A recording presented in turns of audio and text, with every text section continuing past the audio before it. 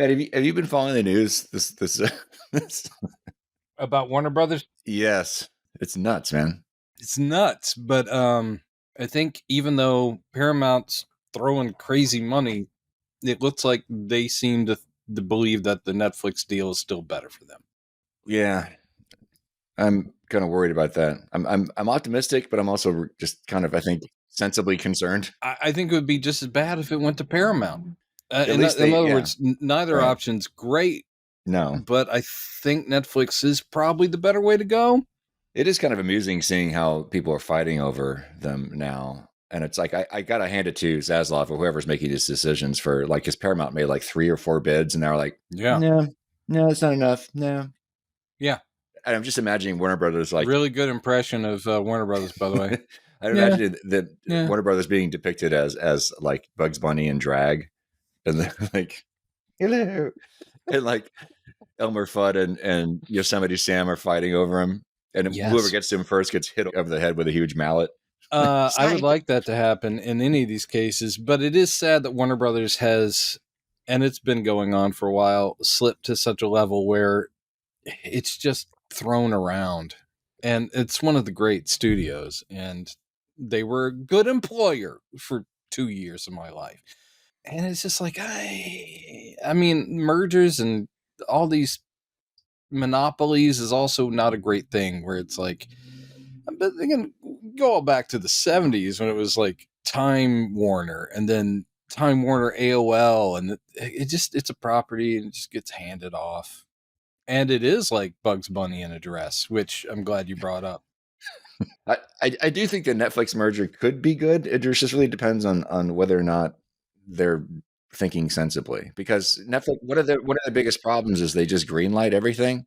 Yeah, Netflix, they throw everything at the wall, see what sticks, and occasionally they'll get a Stranger Things or a, I don't know, whatever else. But what I'm hoping is that there's still some autonomy. Like if they, yes, and it's the same thing that happened with Discovery, is that you're like, please just leave these people alone to do what they've been doing. And it's the same where you're like, I just want James Gunn and his partner to just be able to continue on the road they're going, whoever's providing the money. I just don't want them going, hey, have you thought about maybe doing a crossover? Which the comics have already done, where like Stranger Things have met the Teenage Mutant Ninja Turtles and all kinds of shit in the comics.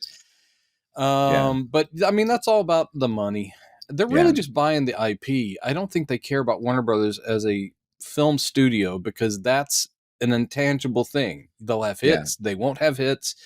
They're going after the IP. And if you're going after, because comic book films are still doing pretty well, they're going to die out, I'm sure. But for now, to be able to say you own Superman and Batman, then that's good. Yeah. That's what they're buying.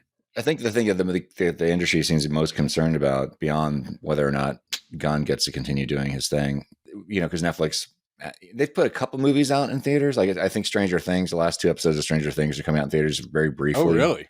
Yeah. That'll be interesting. So they've put out some things very briefly, but no one is expecting Netflix to remain committed to actually putting movies in theaters. No, they're still, they could, and that's why I think it's kind of, especially at this point in the industry where things are kind of crumbling already. It's the outcome of this deal is may play a really big hand in the fate of the theater industry at this point. I think that's true of all the moves that are happening across the board with who owns what the plan is, because I think I don't think that watching films in a cinema will ever go away, but I do believe it's going to end up being an event kind of thing. It's going to be, who knows, like a concert where it'll cost more, but they'll have alcohol and food at each one you go to. I mean, this is me just sort of spitballing. I honestly think people would rather stay in it. People just want to stay in. They want to be with their family or friends and not have to drive. And everyone pretty much now has a TV that's at least 52 inches, if not bigger. And it's just sort of, I like seeing movies in the theater.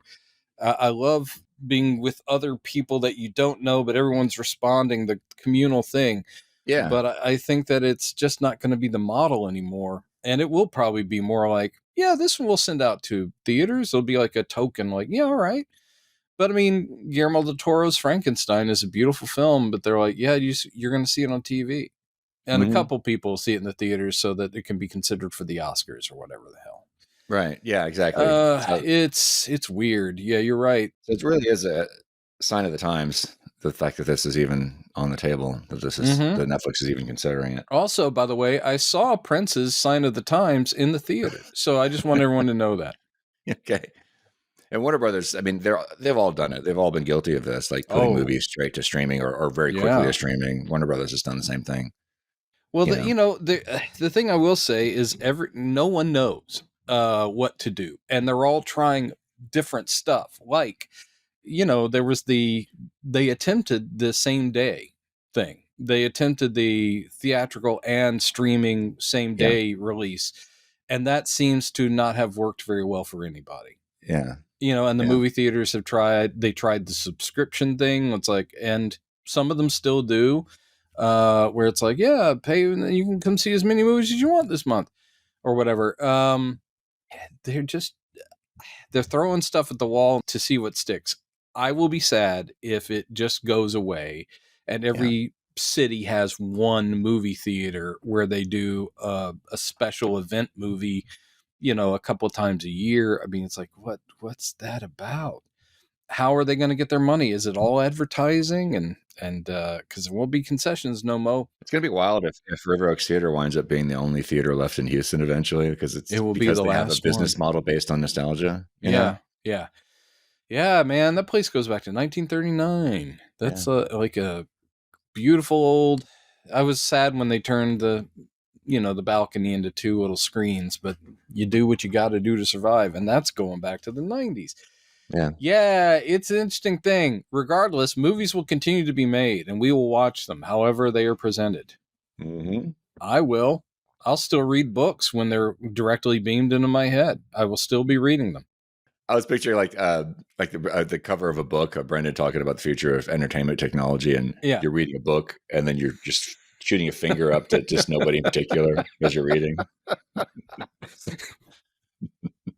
think it'd be great.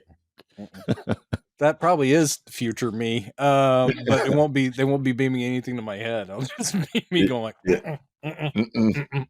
not going to happen. Not going to happen. But we'll see. I'm trying to feel good and positive about the future, but the world sucks. But you know what doesn't suck, Chad, is when you and I, old farts in our 50s, talk Superman. Yeah.